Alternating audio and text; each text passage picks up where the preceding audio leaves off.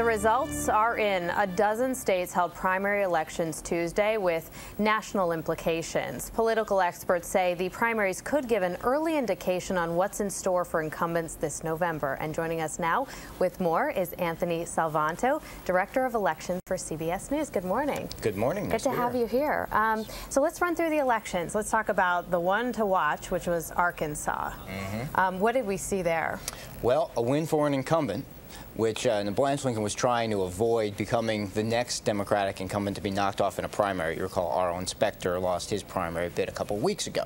So she did it, I think with the help of strong turnout from what it looks like, especially around Little Rock.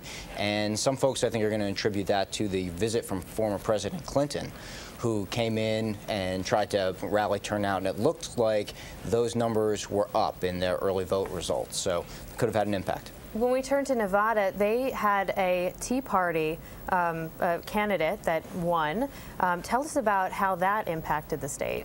Well, of course, people are watching the Tea Party all over nationally. And yes, a woman by the name of Sharon Angle, who was the Tea Party favorite in the race. Now, all the candidates in the race were really espousing very conservative values, but she was backed by the Tea Party, got a lot of money behind her from Club for Growth as well, and she surged to win. She is very conservative on a lot of stances, and she did very well, it looks like, in Clark County, where really the population is in Nevada, and that sort of bolstered her along to a win. She surged very late in the polls to do it. And so what's been Harry Reid's reaction to her win? Well, I think for the fall it shapes up like this. Harry Reid goes in the polls with fairly low popularity ratings, very low favorable ratings. So he looks at the Republican nominee now and says, can he make that nominee unattractive to moderates, I think, and independents in Nevada. And I think that's the way you'll see the shape of this race start to go, him trying to paint Sharon Angle and the Republicans as out of the mainstream. Now, you mentioned the Tea Party candidate, and how much of a Tea Party effect nationally are we looking at, and how is that going to affect things in November? Well, certainly there's been a string of what you might call Tea Party victories this year already. We saw Kentucky with Rand Paul.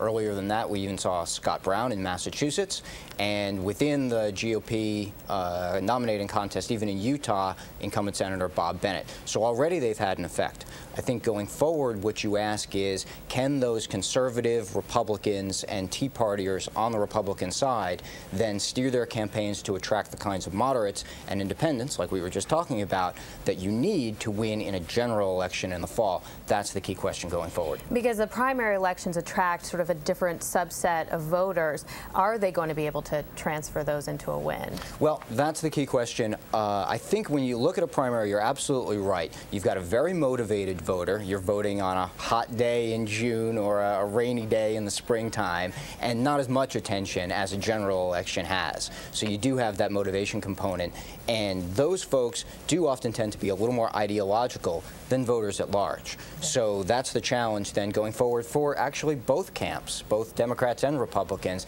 to then tack to the center and see if they can pull in enough of them. Let's talk about one of the other big races that was on everyone's radar, which was California. Meg Whitman walked away with the Republican nomination for governor. We saw that. Explain the dynamics there. Well, I think both with Meg Whitman and on the Senate side, Carly Fiorina winning, you have two candidates who are going to try to apply a business knowledge to solving California's economic woes. That's going to be their message, and certainly California is in dire straits economically. That's your Republican ticket right now. And on that side, on the Senate side, Carly Fiorina went right to try to win the Republican nod. She did so over a more socially moderate candidate in Tom Campbell. And now she, like we were talking about it, also has the task of moving towards the center, especially in California, where you really have to attract moderates because it is a more liberal-leaning state. All right, it's going to be very interesting in November. All right, Anthony Salvanto, thank you so much for being with us. Thanks for having me.